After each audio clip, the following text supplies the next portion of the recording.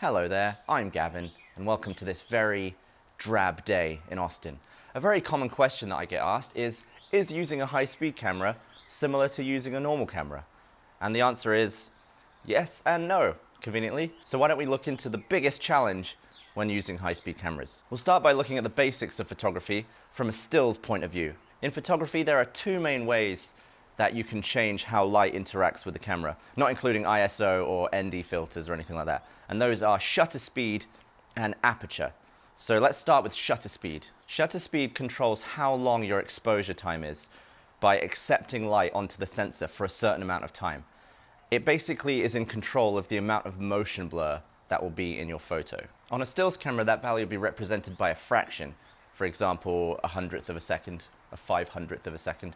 I went into more detail about DSLR shutters in an old Slow-Mo Guys video, which you should go and watch after this if you're interested. But with a professional video camera or like a movie camera like this, the shutter speed will always be represented by an angle, an amount of degrees. I've set up my Achievement Hunter and YouTube mug to do some demonstrations of this while I talk. Right now I'm shooting at 25 frames a second, which is the sort of regular speed broadcast standard in the UK. In the US, it's 30 or 29.97 frames a second. Slight difference. And my shutter angle is set to 180 degrees. And that is the most common shutter angle on every camera ever. If you've ever seen TV or a film, for most of the film, it's probably going to be at a 180 degree shutter. 180 degree shutter means that my exposure time is half the duration of my frame interval. So at 25 frames a second, a 180 degree shutter means that every frame exposes for a 50th of a second, so half the amount of time of the frame interval. And that creates a very natural looking motion blur. Changing this value will change the exposure time in relation to my frame rate. For example, if I change my shutter angle to 90 degrees, so now that my shutter is 90 degrees in relation to my 25 frames a second shooting rate, my exposure time is now a 100th of a second. So as this value goes down, the exposure time shortens, which means the motion blur is reduced. You can go the other way with it. For example, I can, if I wanted to, set my shutter to 360 degrees. And what that means is that the exposure time in relation to my frame rate now is the exact same. So at 25 frames a second, it's going to be taking in light for a 25th of a second. And that results in a lot of motion blur. Imagine that 1/25th of the second, the sensor is taking in light the entire 25th of the second, which means the motion blur extends all the way to the end of that frame into the beginning of the motion blur in the next frame. Back when I worked in the UK in the film industry, I would often see other high-speed camera operators frequently use a 360 degree shutter. And that's because it brightens the image. It's taking in light for a much longer duration, which results in a brighter image, but I just think it looks sort of so blurry, and every still frame you take from that footage will have motion blur in it, which I'm not a fan of. But you know, to each their own. If the director is happy with that look, then go for it. I'm not one to judge. A 360 degree shutter is the maximum value you can set on most cameras because you're taking in light the entire time. The entire 25th of the second it's taking in light. And if I were to take in light for longer than that, it would go into the next frame. And it has to end that frame to begin the next frame. So it's maximum shutter, maximum motion blur. And whatever frame rate you set, if you use a 360 degree shutter, you're going to see the same level of motion blur because it's always a relationship between the shutter speed and the frame rate. So you may have noticed when I was increasing the shutter speed or lowering the shutter angle, a side effect of that is that the image gets darker. And that's because the shutter is reducing the amount of time that light is hitting the sensor. It's an electronic shutter in this camera, but back in the day that would have been a physical spinning disc with different angles cut into the disc, like a 90 degree, or if it was a semicircle, it'd be 180. And that's where the angle comes from, is because it was a rotating circle. A 45 degree shutter would probably be like that.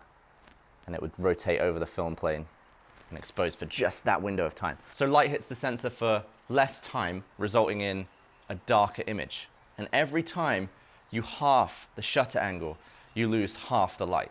So 180 degrees is half as bright as 360, and 90 is half as bright as 180, And you can see that as you go down and really sharpen up that motion blur, you need a lot more light. And therein lies our problem with shooting high speed. We'll come back to that. The other way you can affect the light is by using the lens. So let's look at aperture now. The aperture of a lens controls how much light is allowed through the lens onto the sensor. And that has a different effect on the image. That controls your depth of field. On a movie lens like this, the aperture is controlled by a ring, a manual ring. And when I turn the ring, the iris inside the lens closes or opens, allowing different amounts of light through onto the sensor. On a DSLR, that will be a dial on the camera, and the camera will send an instruction to the lens to open or close the iris. The best way for you to visualize this is for me just to pull the lens off and show you without dropping it. So this is fully open on the aperture. On this lens, that value is f2.8, and closed down to f32, you can see the iris closes the hole to almost a pinhole size. The values you see here on the lens are called f-stops, and you'll see the same numbers across many, many lenses. The f-stop is a ratio between the focal length of the lens and the diameter of the hole that the iris is allowing the light to pass through. So the lower the number, the wider open the lens. So this lens's widest aperture is f2.8, which is the widest open it can be, and f32 is the closed down. Each value down on this ring means that the aperture is closing down so that half the amount of light of the previous aperture is allowed through. So f4 allows in half the light of f2.8, 5.6 is half again, 8, half again. And an easy way to remember these values is that every other value is double. So 2.8, double that, 5.6, double that, 11, double that to 22. And same this way, 4, 8, 16, 32. In the film industry, it's very common to hear, open up a stop or close down a stop, and that is basically change the value one way or the other. Same goes to half stops. You can go in between, third of a stop, quarter of a stop. You can be very precise with it. So let's look at a demonstration of what effect that has on our image. So we'll start with the widest open aperture that this lens will do, which is 2.8, and you'll see that the Achievement Hunter mug is in focus and the YouTube mug is not.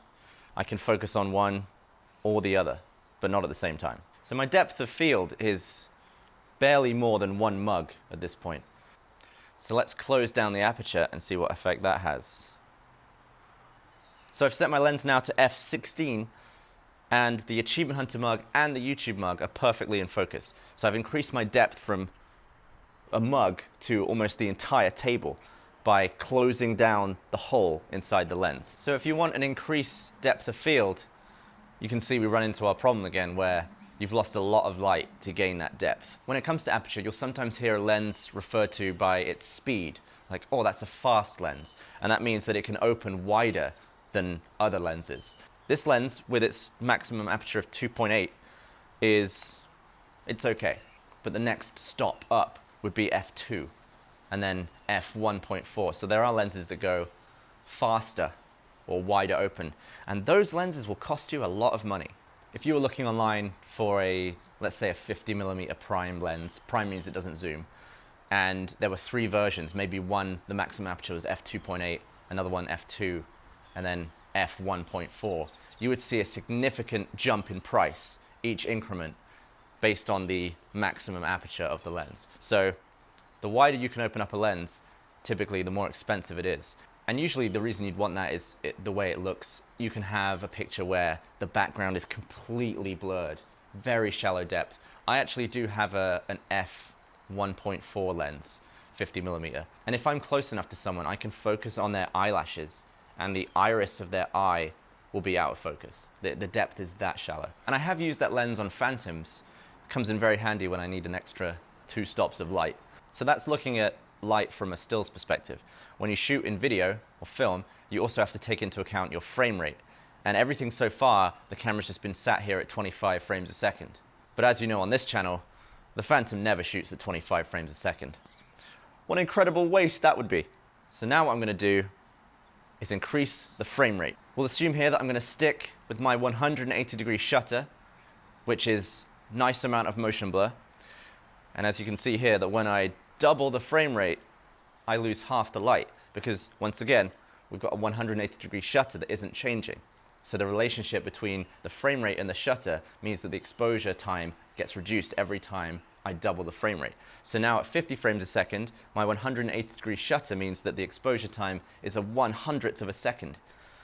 And if I double it again to 100 frames a second, my exposure time is a 200th of a second. Every time I double the frame rate, you can literally see the image getting darker. 200, 400, 800, and the maximum this camera will do in 4K is 1,000 frames a second. With my 180-degree shutter, that means my exposure time is 1/2000th of a second, which is an incredibly short amount of time. And as you can see, the image is looking pretty dark right now. So what can I do to make this a usable image? Well, I could increase the shutter angle. That will give me double the light that I have now. But as I mentioned before, 360-degree shutter looks like poo. In the history of all slow-mo guys videos, I've only used a shutter angle larger than 180 degrees once. And that was when I actually wanted motion blur. And that was the spinning wire wool video. I wanted those streaks to be as long as possible. So there was one time it came in handy, but I never use it. So I'm going to leave the shutter at 180. The other option I have is to open up the lens. We now have an acceptable image again. But the lens is wide open at f2.8, which means that my depth of field is minuscule. Another option I have is to increase the ISO, which is sensor gain. It's digitally boosting the image on the sensor. And when you do that, you introduce noise and grain to the image. It's a side effect of increasing the ISO. And different cameras have different acceptable maximum ISOs. Some are much higher than others, but I'm already at the maximum ISO on this camera that I'm happy to use it at, which is 1,000. So we're dealing with the speed of the frame rate, the shutter speed, and the speed of a lens. It's all about speed, and speed affects how much light you get. So now you can see the main challenge I face when I'm shooting something in high speed. If I want to reduce the motion blur in the image, I'm going to have to reduce the shutter angle. And if I want any depth, I'm going to have to lower the aperture. So I'm always struggling for light. And you'll see that almost every video we make is on a sunny day outside because I need all the light I can get. It's actually okay if there's sort of a light overcasting of clouds. Very white cloud is fine. It gives a nice flat look to the footage. But a rain cloud or a big gray cloud, it really cuts down on the amount of light that hits the ground. And we usually just can't shoot if the weather's not good. There have been times where Dan has come over and it's rained non-stop the entire time. So we just played video games. If you go back and look at most of the slow-mo guys videos, you'll see that on a very fast-moving subject where something is going to go from stationary to very fast-moving, I will often frame it so that it happens from left to right on the screen, or right to left, or down to up, but rarely towards or away from camera, because chances are I'm pretty wide open on the lens because I'm struggling for light, and if I set it up forwards to backwards, it's going to go immediately out of focus. I do it sometimes. Sometimes I'm happy setting my focus at a certain point and having the subject come into focus and meet the focal plane. For example, the bullet hitting the wick. The bullet starts out of focus, but by the time it hits the wick, it's perfectly in focus, and that's where the action is. So I'm okay with it going out of focus after that, or being out of focus before that. But a lot of stuff you'll see is left to right because it will stay in focus the entire way. I wish I didn't have to shoot that way a lot of the time, but have to deal with the amount of light we have. And with the other cameras where we're upwards of 100,000 frames a second, we're looking at exposure times of a 200,000th of a second. So we really can't be fussy. These cameras are pushing technology to the absolute limit, and I'm pushing the cameras to their absolute limit. So at that point, I've done all I can here, and it's all about how we frame it up and orientate the subject. Dan and I work pretty well together because he will be in charge of everything in front of the camera, setting up all the props and then actually performing, while I'm behind the camera thinking, what frame rate do I want, what shutter speed, what aperture, what focal length of the lens. We play to our strengths. And actually, if you reverse the roles, we're pretty damn useless. I can't do anything in front of the camera. I'll mess it up. If I had to hit something with an axe, I would miss. I'd probably put it in my own shin, which is why we now stick to Dan doing the action and me behind the camera. It results in the best looking footage. And that's why Dan's the one getting hurt most of the time. I actually don't mind getting hurt for footage, but you want to trust that the footage is going to look good. One of the best examples of that, I think, is the blue jelly getting hit by the tennis racket, where I was over here, I'd set up the framing, I'd set up the depth that we had, the frame rate, the shutter speed, where if Dan nailed it, I thought it would be perfect. And I'm then giving Dan what I think is a pretty impossible task, which is throw the jelly up, wait for it to land in a specific point in three-dimensional space, and then whack it with a racket without blocking it from the camera or anything like that. See, it's got to be right in that window. B, if you can nail that, that'd be a class shot.